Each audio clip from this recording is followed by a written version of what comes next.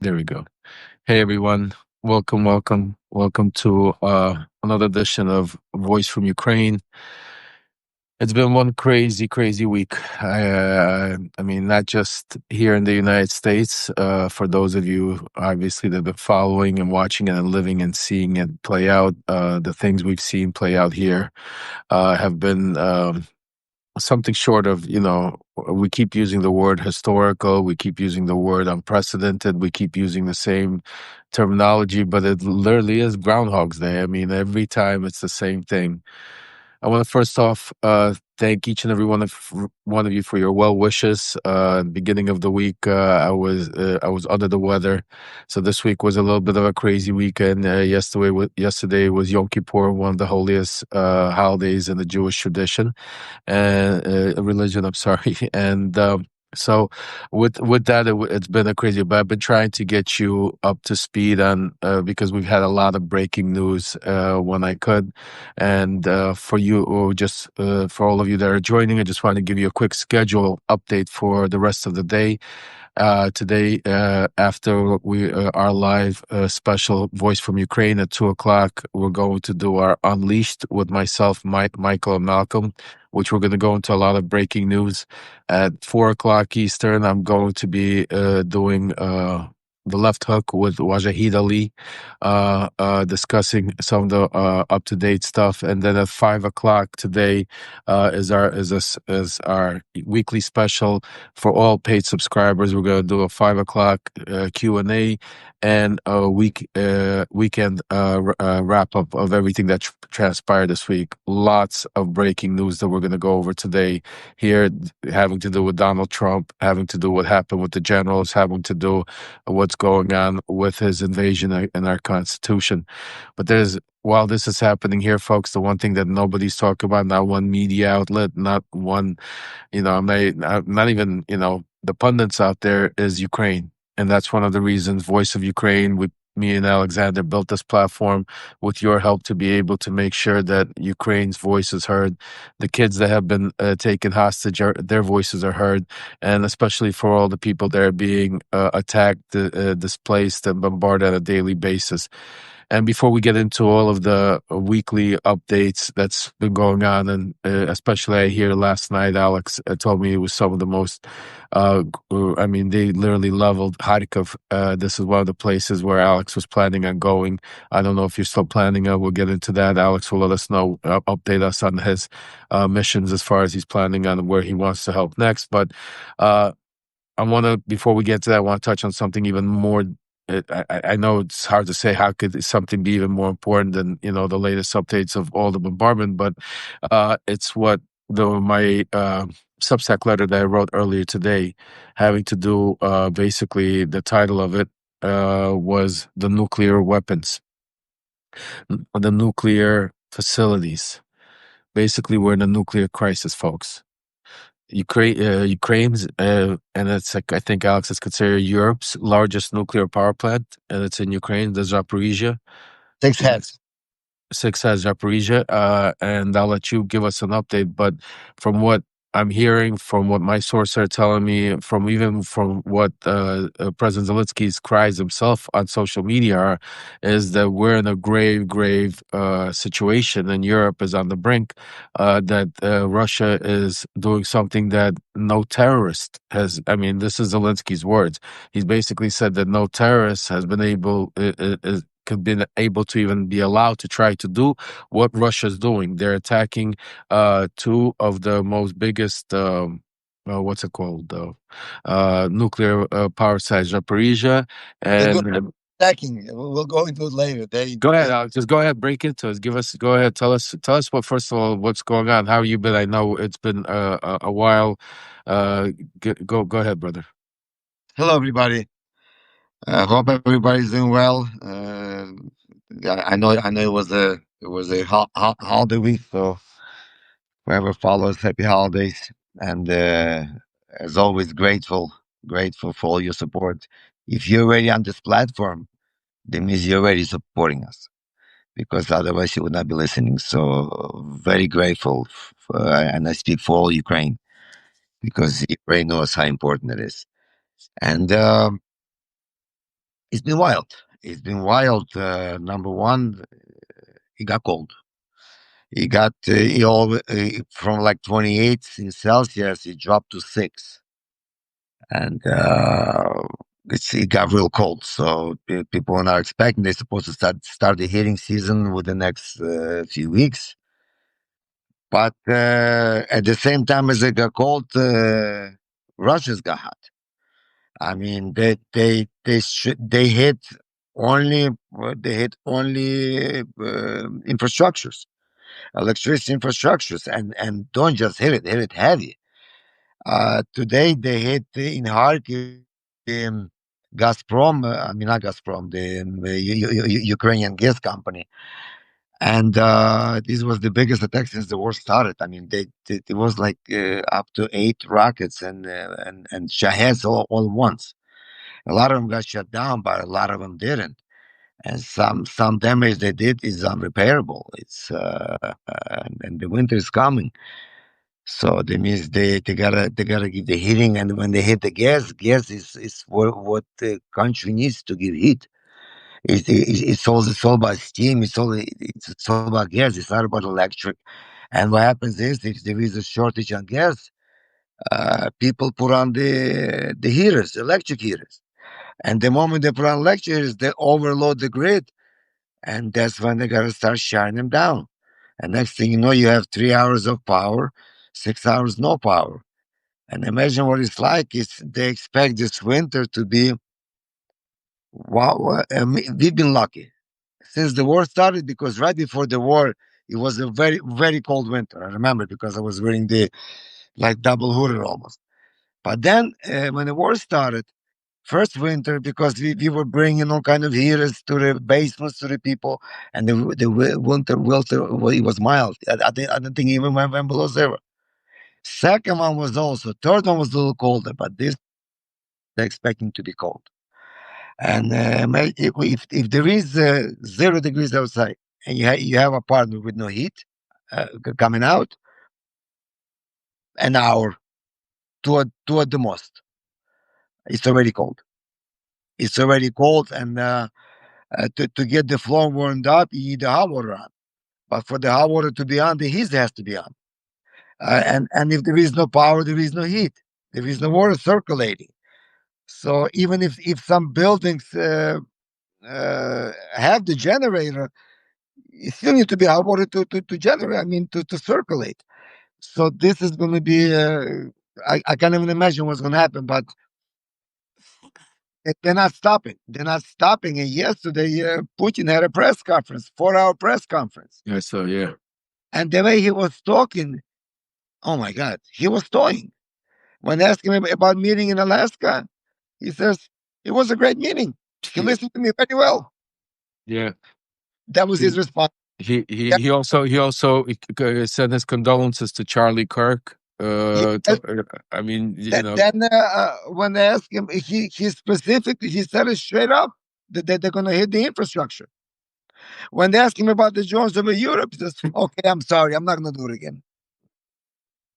And yet today, right by Germany or in Denmark or over the Denmark military, there were drones. They didn't even see them at first. yeah, the So airports were shut down, and I'm sorry to interrupt you, folks, and I just want you to understand, for all of you listeners out there, why we keep saying it's so important to spread this message far and wide, and to build our community and to build our movement, so we can have a voice. Because just think about it, Putin held a 4 hour meeting yesterday. I mean, a press conference. In that press conference, there was so much breaking news, so many different things that Putin said that should be discussed, and none of it is being talked about in the media. None of it's being talked about social media. None of it. Instead, we're seeing ice raids. We're seeing all kinds of stuff. But and this is something that's extremely important to the world. I'm sorry. Go ahead, Alex. I just wanted to make sure. yeah, but he basically left at everybody. He basically said, "What are you going to do? Oh, the whole 4 hours? If you put it in one, it's like saying, okay, now what? What are you going to do?" So that brings us to the next one. Ever since they won, they occupied two nuclear power plants. The one that got melted but only one got melted. So they occupied that one, and Zaporizhia is the biggest one, but it's been shut down ever since. And they were still maintaining them when they blew up the dam and all the water went out from here soon. That dam was used to cool down the reactors, the Zaporizhia reactors. So they found some other way to do that. Now there've been explosion right next to it, and right now they're saying that the cooling is done by backup generators. They have like up to maybe 10 days of fuel left, but that's not the only danger. The danger is that they are trying to rewire the reactors so it can give power to their territories. They're trying to wire it so they can get the power out of the reactor. This is one that's like a millimeter, 1 millimeter off, and that's it. And if that's it, I mean, you have it standing, you have Russia on this side, Ukraine on this side, Europe on this side. So if there is an accident, whichever way the wind blows, that's who gets hit. But it's not. It's like there is six of them in there. There is six heads in there, and Yeah, I think the international, I'm gonna quotes. They said the IAEA has warned that 6 out of the 7 pillars at the plant are compromised. The staff rotation, security, logistics are unstable, and it's basically quote them saying it's a slow motion nuclear crisis in effect.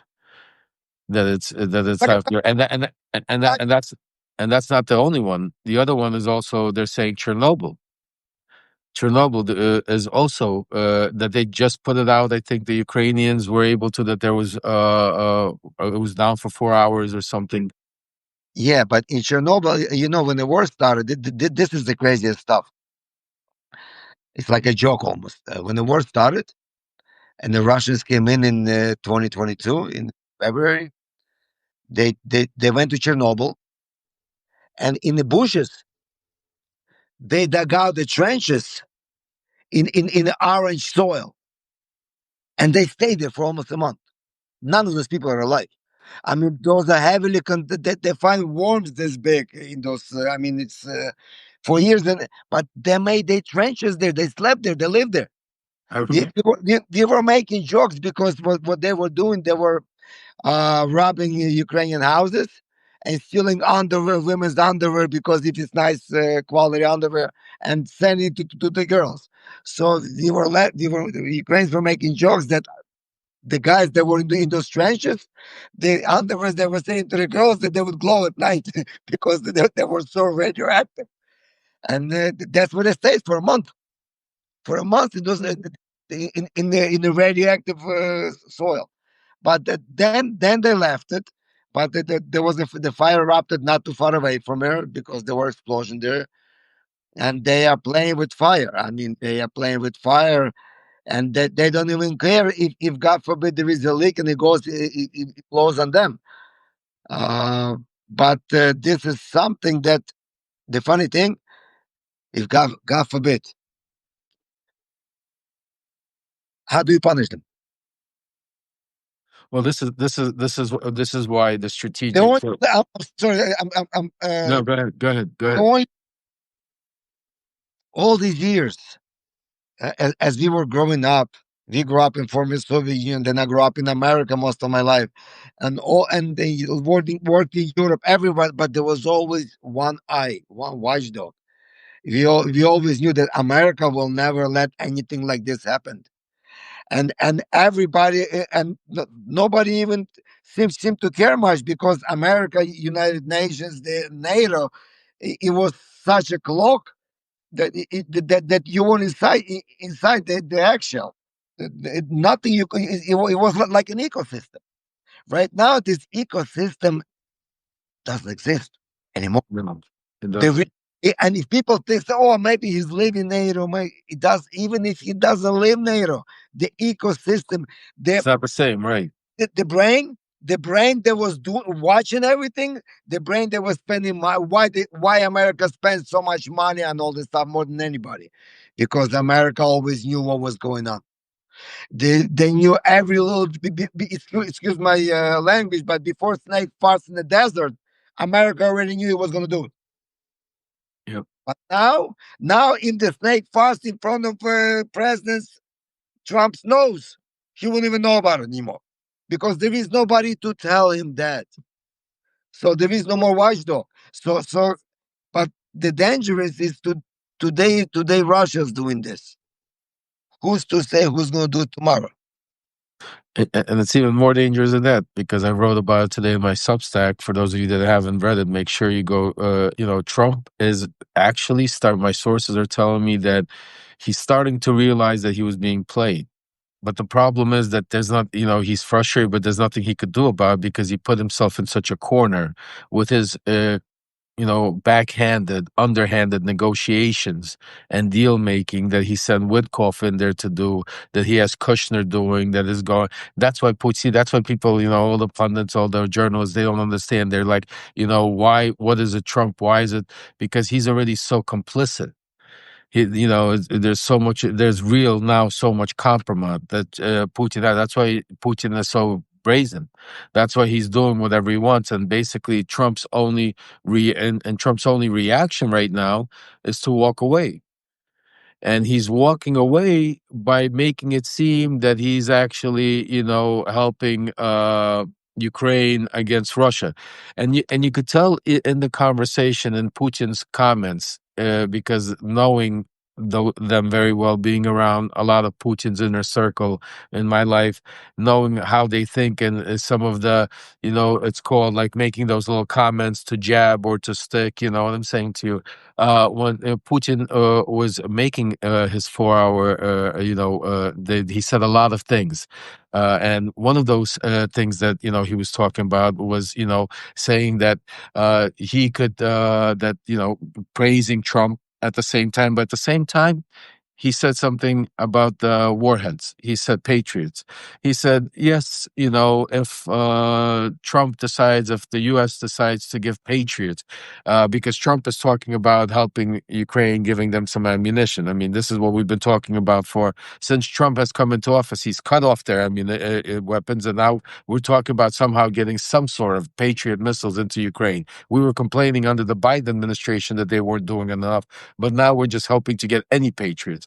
So Putin said, he goes, can the Patriots hurt us? Yeah, I mean, they could, but he goes, but our military will learn, will overpower, succeed, and go further, basically, saying that it's like he's allowing. It's like you could even tell that the next step you could see that Trump is now going to give them some Patriot missiles. It's like basically a pre-planned, worked out game plan of what they're going to do, because Putin knows he has a plan already against it. Like, yes, he's willing to let some patriots through, he's willing to let Trump get some wins, because the overall game plan, the overall succession is for him to continue the push, to continue doing. Just think about what he's doing, folks, right now.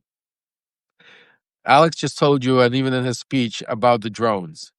That's probably, some of the biggest news that nobody's even touching on. Why? Because it's part of a plan. First of all, it's a two-part plan. A, psychological.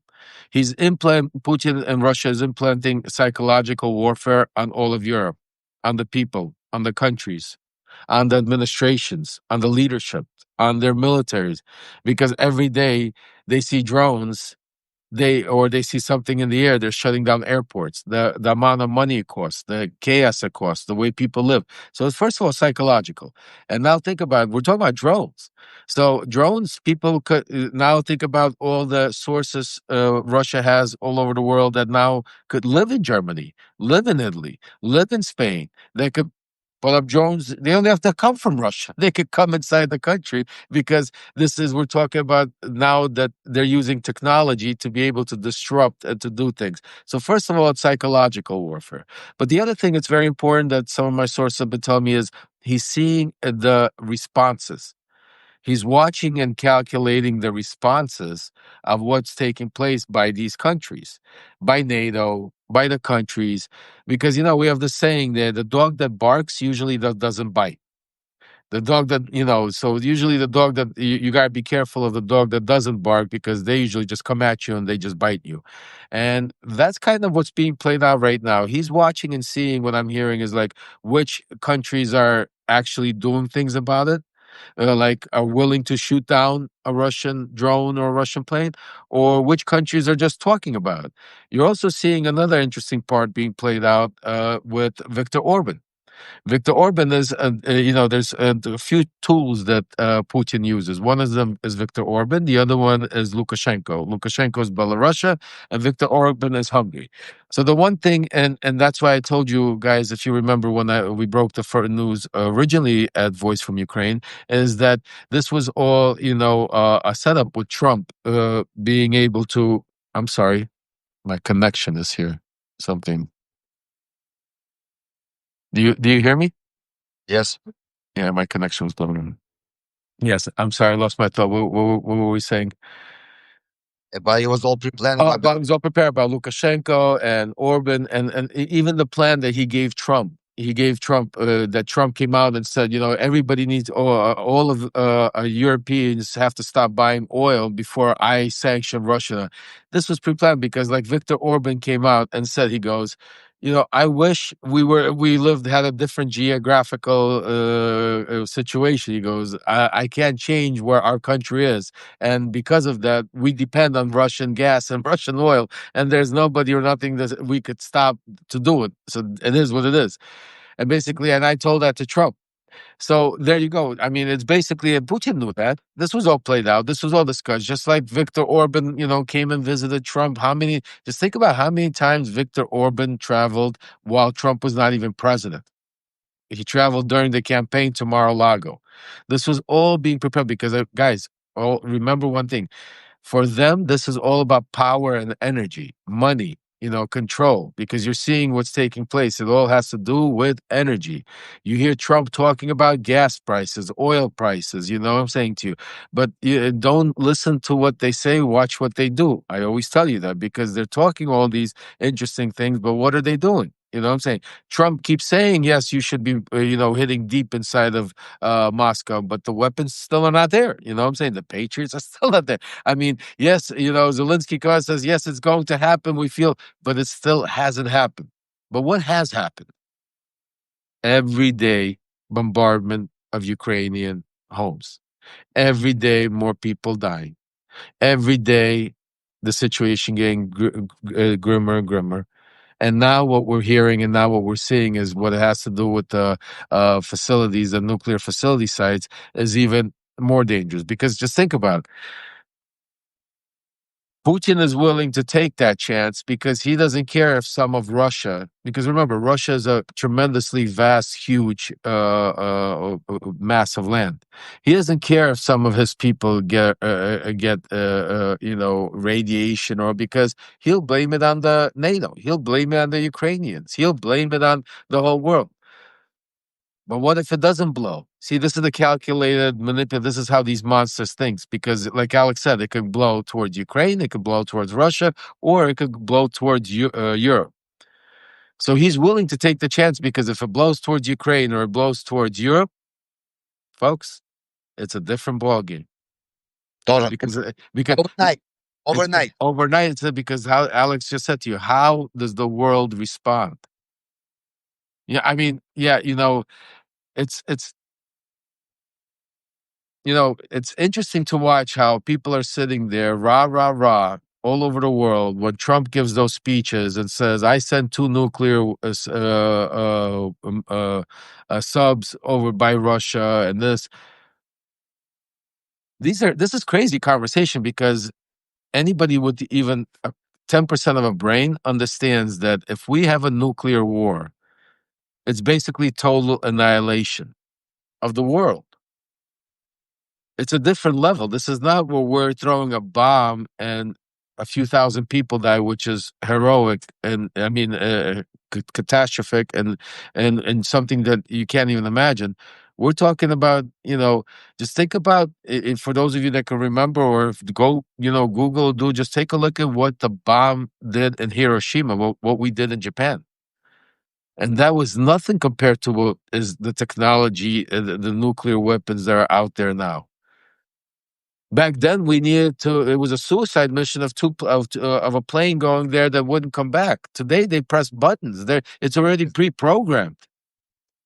Go ahead, You know, Alex. so, Go ahead. Go ahead. as we were talking, I opened up BBC, CNN Europe, Political Europe, and World News. They even talking about dairy. Even put dairy. So, Yeah, yeah, all over. P Diddy's all over the place. but not even a mention about Ukrainian nuclear plants. It's crazy. No, No, nobody in Europe. Nobody's talking about it. I well, cannot. you're well, Europe. I understand. They're scared because they're scared to cause a panic. I mean, and even though the media still should be talking about it, but maybe because I truly believe, they're scared to cause a panic. They're in Europe because they're watching the way European leaders are reacting.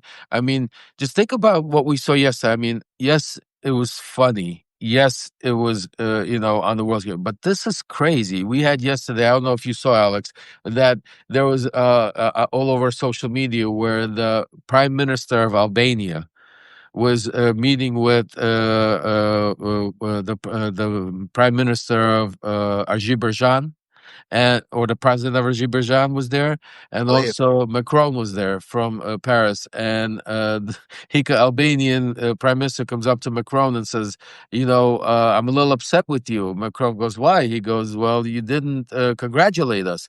He goes, congratulate you? He goes, yes. He goes, didn't you hear Donald Trump stopped a 30-year war that we've had with Albania? He goes, you did congratulate? And Macron's like, oh, yeah. But just I know it's funny, and I know it's hilarious. If this was Saturday Night Live, if this was like happened, yeah, this would be probably would be over. But this is real. This is world leaders, and these some of these leaders are not the best people. Some of these leaders are, dictators. Some of these leaders are what's it called, and they're laughing at us. They're laughing at America. And just think about what Alex said. Alex said to you, and which is so, so right. I can't even explain to you that the reason why we've had stability in the world is because after World War II, America has become the leader in the world as the watchdog. Yes, Now, of the truth. yes, now we might not be perfect. Yes, do we have corruption? Absolutely. Yes, are Democrats and Republicans guilty of doing a lot of bad shit over the years? Absolutely. But nobody's perfect. But with that said, we all moved forward. And as a world and as a country and as humanity, we move towards better, stronger, keeping the voices of terrorists down, being against terrorism, being against white supremacy, being against, all these anti-religious groups. You know, that's what we also, and Trump basically came in and overnight took all of that away. Shut it down. He shut it down. And now the world is basically, it's like everybody's out for themselves. And you have all of these bullies out there like China, Russia, North Korea, and others that are aligning. Leaders from all over Argentina. You got all these right wing leaders that have popped up. They are now aligning Venezuela. I mean, and that's why I say this is the most dangerous, most crucial time we're living in history. I'll add to what you said. Is everybody's for themselves? Those are golden words. Because yesterday, uh, new Polish prime minister, at the meeting, he's been hard. I mean, he's been since he came into the office, he's been hard. He said we are too soft. It says Europe is we reacting too soft. Look at Turkey. No questions. Boom. He said that this Ukraine, this is not Ukrainian war. This is the world war. We're all in it. Europe is in it.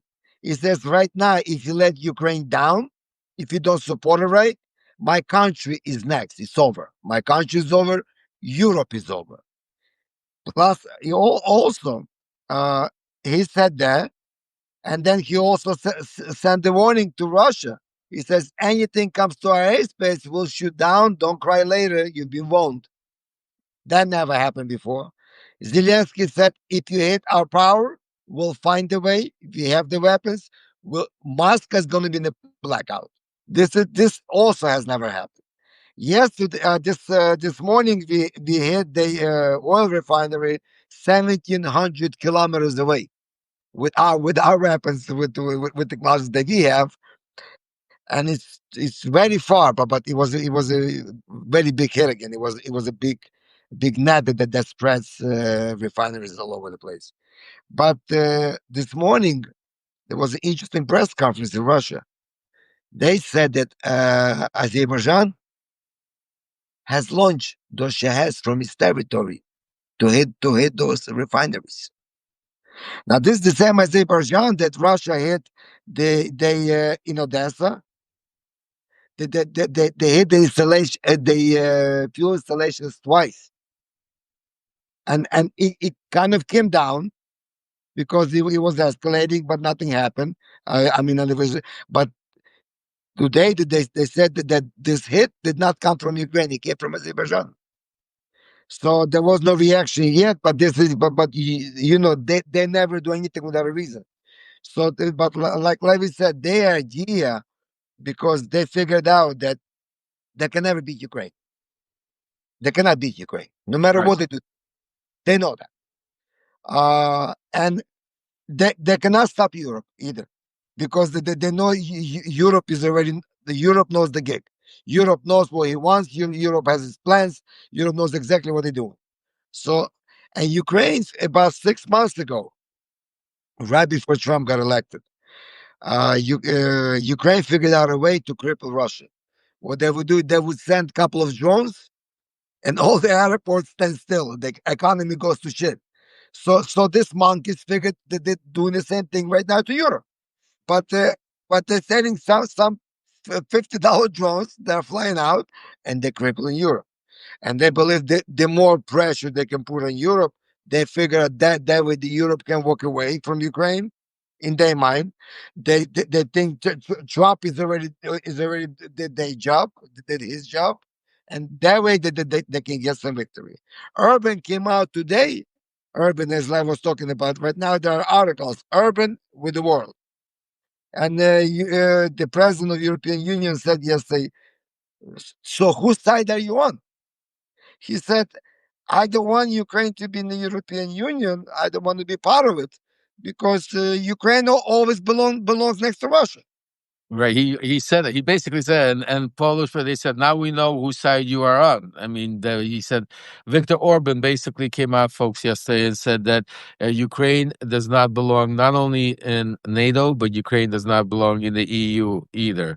And Hungary would not participate either with the NATO or EU if they were to ever to take in Ukraine, because Ukraine he considers as part of Russia.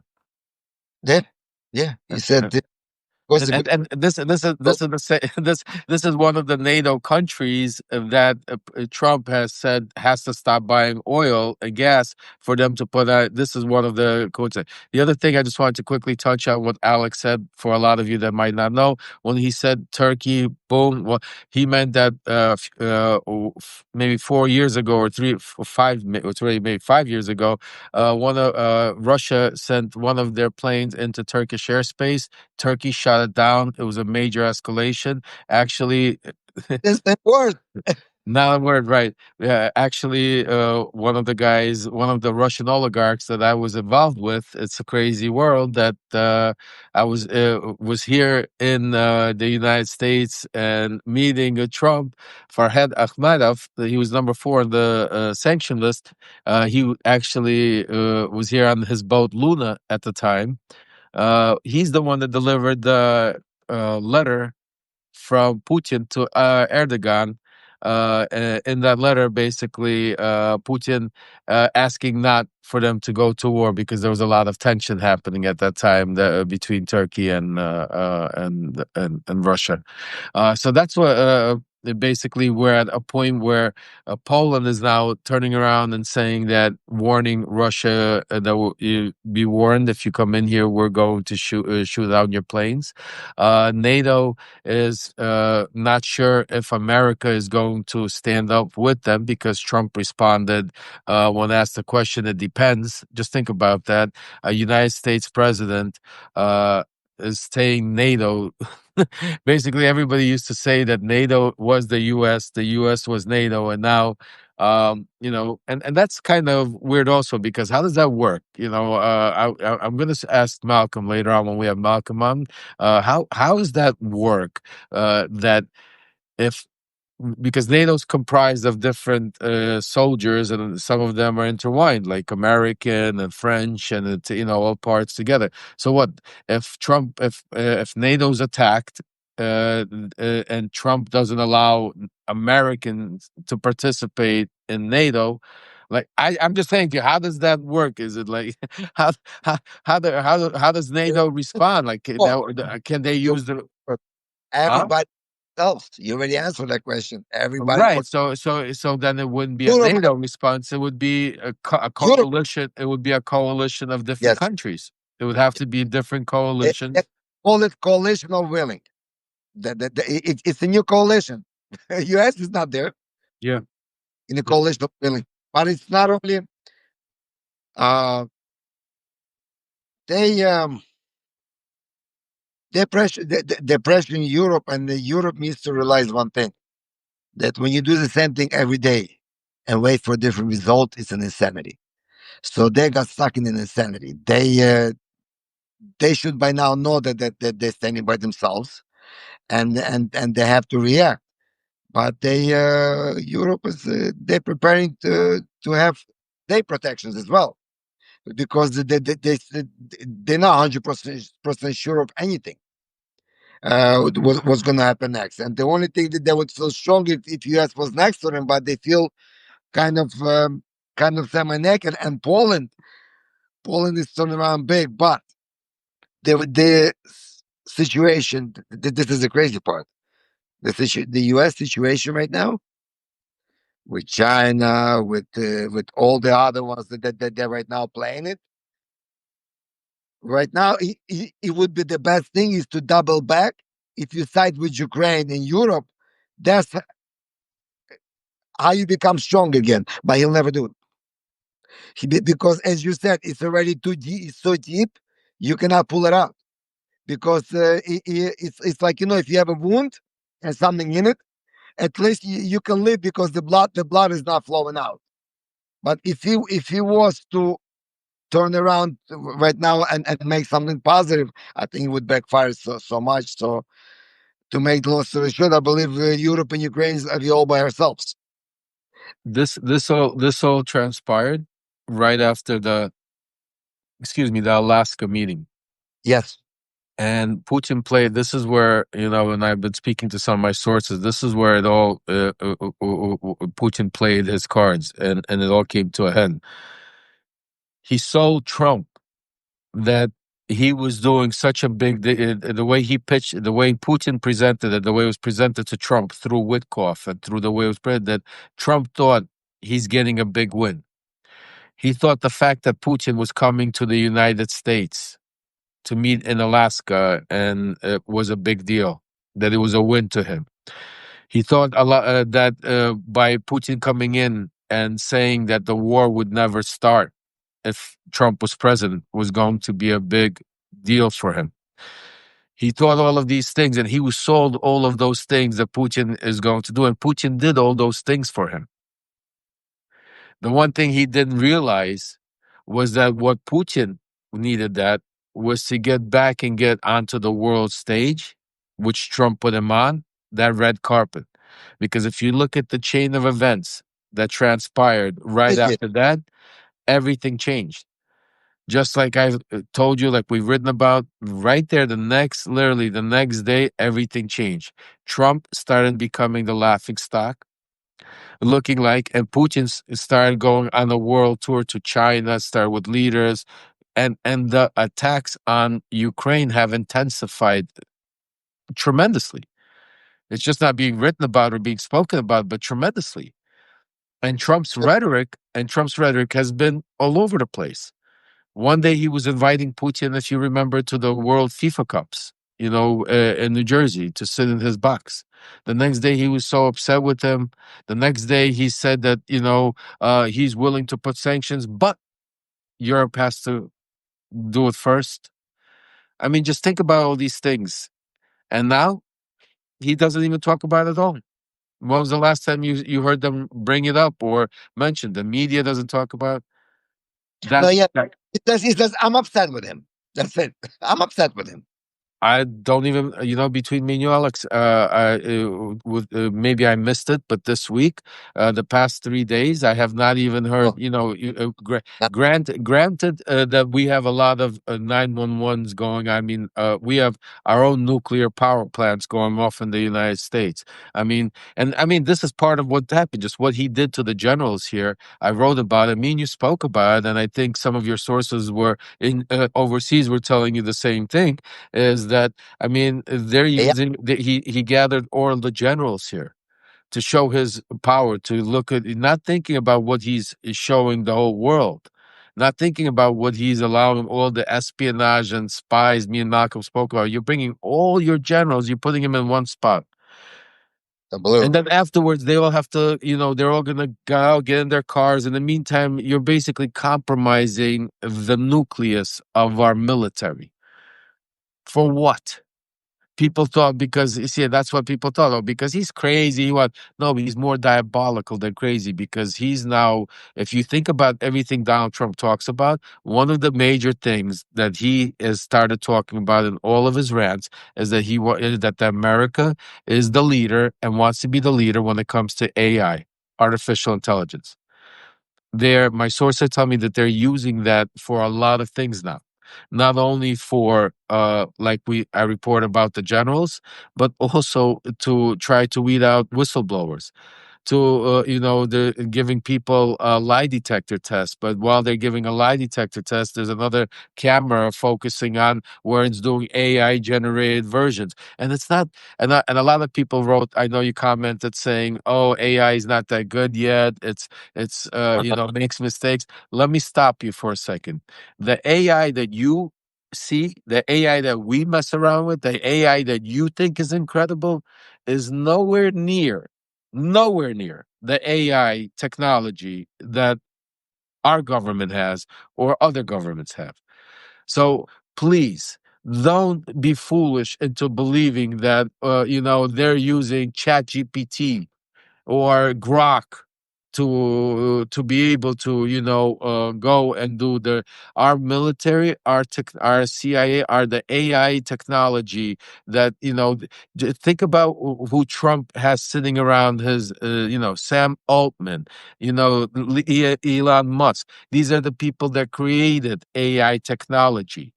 So they have stuff that they're dealing with the government that we don't even know. That's 10 years ahead of Really, us. it's not only that. I'm sorry. Let me just add a little more to it. The AI, the way it's built. If I have an AI program and I launched it 1 year ago, and you build one today, you can never catch me. Artificial intelligence upgrades itself 100%, doubles up every 6 months in knowledge. Every 6 months, and you cannot stop it. Against so whoever's and U.S. is number one in the world. China, Russia, they at least 5 years behind.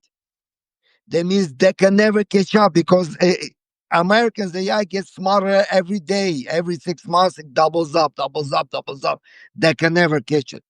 So it's like our brain. We only using what 10, 20% of it. Everybody's differently. So this is the AI they give us is just enough to function. just enough to get something. And But they, think about that. yeah, Think about but how crazy. they have 100%. Exactly. They And have it's like they have a brain. They can control metabolism. They can see through walls. They can do everything. That's what they have. So when they put something in the AI and ask a question over here, uh, I'll give you a little example. The difference. Uh, my wife uses regular chat GPT. Accidentally, I didn't tell you about this. Accidentally, he was given her, my daughter's 12 years old, given a little hormone pill for growth. She gave her a radiation pill by mistake.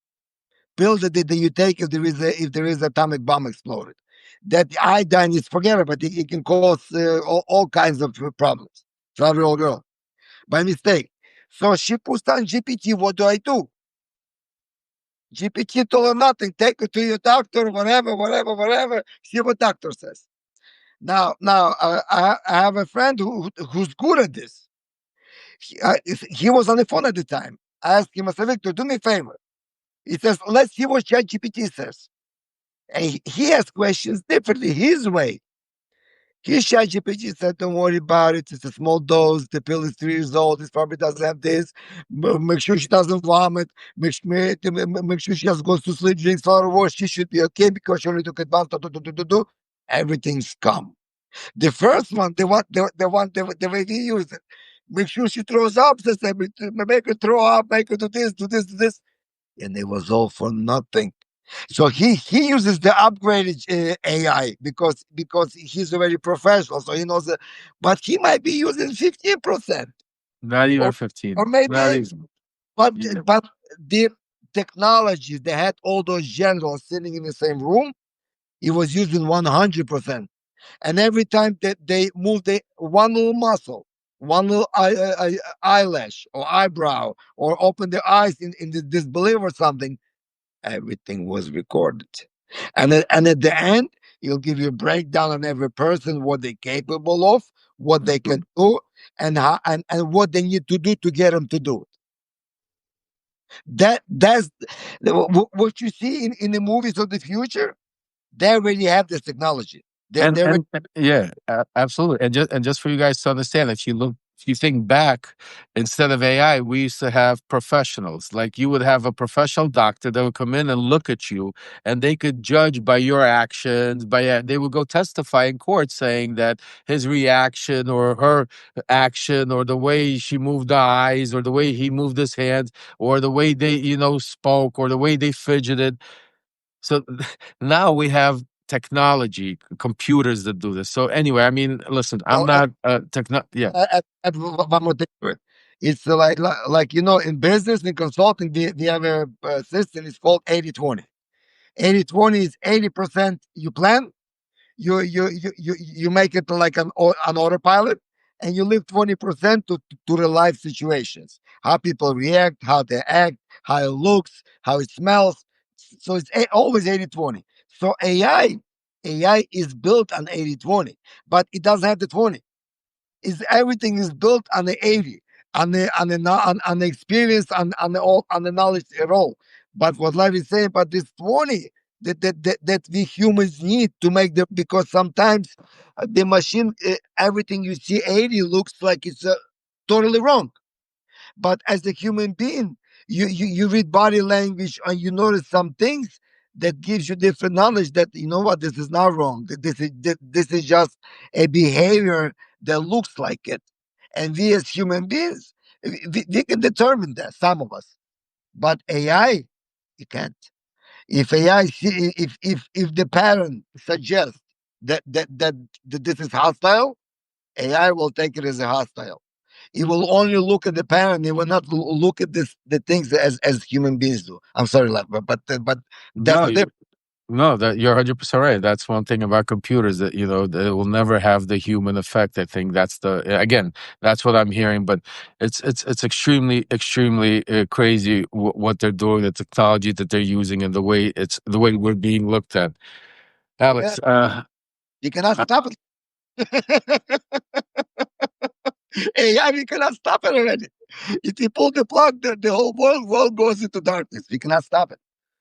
it is. It's crazy. I mean, technology. It's a conversation for another day, but it's, there's a lot of great things that come with it, like medicine and innovation and much better ways of life. But overall, it has. I think we've gone so quickly, too quickly, in my opinion, and that's why I think it's kind of backfire effect, because a lot of the young kids, a lot of the new generations are not getting a chance to really actually live in an environment. They're all being born into these technology bubbles. I mean, just think about, they have now they have this actress that is a total AI, made up of AI, and there's actual representatives that want to hire an AI actress to go to. I mean, I don't even know how you hire a computer. You're hiring a computer. I mean, you got what's his name, Musk, setting up these robots that are now supposed to look like human beings, like women and men, and they're now companions. I mean, it's when we used to grow up, there was a show called The Jetsons. I don't know if, for those of you that remember, and I remember as a child watching The Jetsons, and I would think to myself, "Oh my God, that would be so cool. That would be around." But always thinking to myself, "That's never. I mean, that would never. That would. I mean, you know how many times I say to myself, I can't believe we're living. I mean, we have flying." Cars, people. I mean, yes, we don't have them Yeah. flying around. We have cars that drive by themselves. I mean, we're years away from it. So, on that note, today's a busy day. We have so much to go on. But before I shut it down and give you a quick update, Alex, tell us, what's going on with you? What are your plans? I know a lot of people are asking me about your GoFundMe. I know we're working on putting that together. For some reason, GoFundMe in Ukraine are have not approved the GoFundMe yet, the new one, because they're saying because it's a war torn area. Hopefully, it has nothing to do with what Donald Trump is doing, or any new regulations. But I know we're waiting for that. But are you able to? Where are you planning on going? What's happening? What are you planning on doing? Well, two things. I'm definitely. I want to go with the next week to 10 days to Kharkiv, because Kharkiv and Poltava.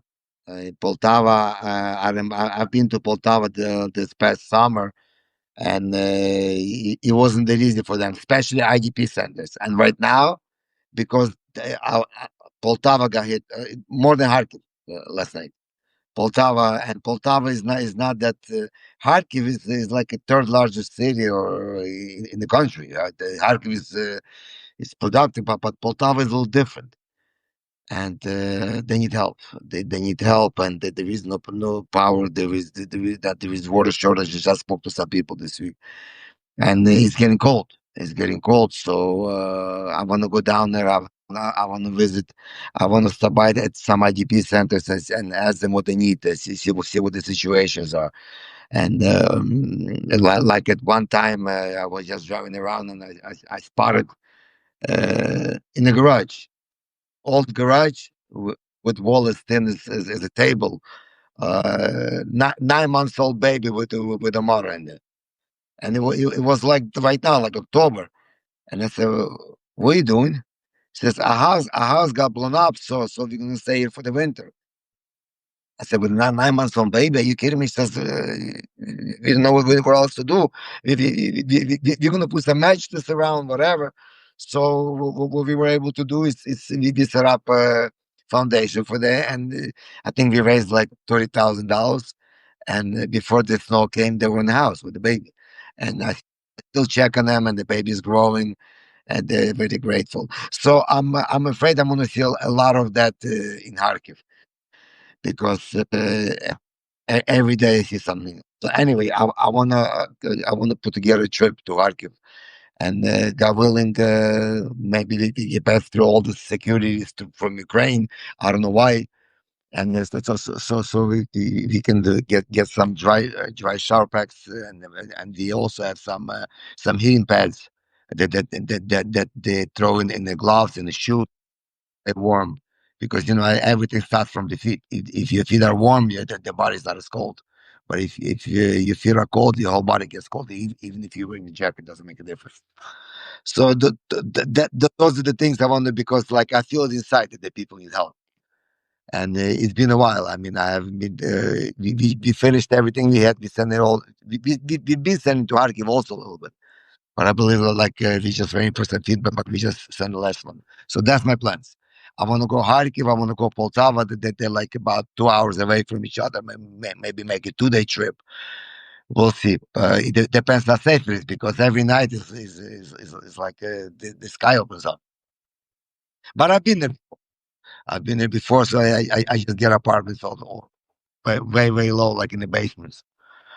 You never know because you know Well, something. understood, man. I know. But every place I stayed, every hotel I stayed, when I double back in the past few months, they all got hit. Every Okay, place. I just want you to know something. I mean, Alex and I tell you, I mean, I can't believe he could even have, the tough attitude and the smile. He's talking about going help others. I mean, he still has not moved. I know a lot of you are asking. He's still in a major problem of his own with his own apartment, with his own place to put his own family, which we're working on helping him and putting together a GoFundMe for that also, guys. But in the meantime, he's looking to do that. So once we get the technical stuff out of the way, hopefully we will then as a community do what we need to do and help you, Alex, and help you go out there and do what Uh, do the God's work that you're doing, helping all of these people. God bless you. I mean, I really, you're my cousin, and I know I can't even believe some of the things you're doing and have been doing since a lot of people don't even know since the day one of this war. I mean, listening to your stories, these are real life events. I mean, that he's people that he's seen when they were 9 months old, and now they're already 3, 4 years old, and he's still giving them aid and still delivering it. I mean, till this day. So, I mean, my heart goes out, Alex. Thank you for everything that you do, bro. you're welcome. I mean, thank you for everything that you do. So without you, I won't be able to amplify myself because you giving me the chance, not the reason you give me the chance to actually take the energy from my country for everything that people go through and show to the world. So I'm really appreciative for everything you do. Thank you. Thank you. And everyone, thank you. Thank each and every one of you. We have close to 1,000 people here. Thank you for joining us on Voice from Ukraine. Thank you for your support. For those of you that subscribe, God bless you. For those of you that haven't subscribed, please subscribe. It's for free. Part of the major reason why we built Voice from Ukraine is for this platform to be the voice of the people that don't have a voice, for the kids that have been taken, for, the people that are displaced, the people that are, the IDP centers. I mean, and just the regular world. I mean, humanity that people get to know because the media is not reporting about it, the news is not talking about it, and so we here, Voice of Ukraine, is like the last frontier. We are the movement, we are the resistance, and each and every one of you that are part of it, God bless you. For those of you that can become paid subscribers, we don't have oligarchs, we don't have billionaires, and we don't have corporate sponsors. We have EU, and each contribution, each paid subscription goes a long way and helps us keep this voice alive. Parts of it goes towards Alex, towards myself. And for those of you that might be wondering, I know a lot of you asked the questions. I finally received our Voice from Ukraine t-shirt. Uh, And you could get them on levremembers.com. And part of the money from here goes to help Alex and helps people in Ukraine and the stuff that we do. It's part of Voice from Ukraine. So that's another way you guys could help contribute by giving to, Venmo at Lev Parnas, Zelle, the real Lev Parnas at gmail.com, PayPal at Lev Parnas, any way you can until we get the GoFundMe up. All of those ways will at least help, get whatever aid we could get over in the meantime. And God bless each and every one of you for all you do, for all your help, for all your support, for all your contributions, for all, the work you do. And the number one thing I ask of you before we go is make sure that each and every one of you could do something. You know, if you can't become a paid subscriber, you can become a free subscriber. You all need to get the message because we need you as part of this community. We need you to spread the message far and wide. We need you to be able to go bring 3, 4 more people to this platform. We need to this platform to grow as big as possible to be able to get the word out because this is not just about Ukraine. This is about humanity. This is about the free world. Because if God forbid Ukraine falls, it's Poland, it's Europe, and then it eventually will be on our right here in the United States. So before we need to stop it, just like they say with any cancer, you need to cut it all out. So I'm asking you, come join us, help us stop this craziness, and let's cut out all this cancer, and let's go on to live a beautiful, prosperous life. So God bless America. God bless each and every one of you, and Slava Ukraini. Heroes Slava. Thank you. See you at 2 o'clock, everyone. Take care.